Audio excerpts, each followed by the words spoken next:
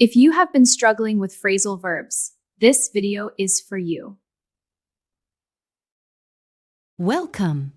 Today we learn phrasal verbs for nature and outdoors. Phrasal verbs are fun to use in daily life. They make your English sound natural. Go out means to leave home. Example: let's go out today. Go camping means to sleep in a tent. Example: we went camping last weekend. Set up means to arrange or build something. Example: set up the tent. Put up means to install or build. Example: put up a tent. Take down means to remove something. Example: take down the tent. Look around means to explore.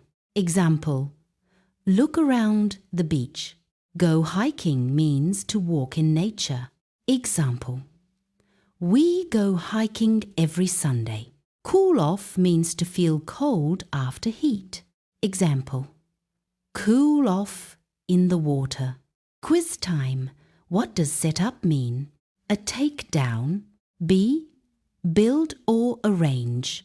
C. sleep. The correct answer is B. Great job! Practice these outdoor phrasal verbs today. Like and subscribe for more lessons.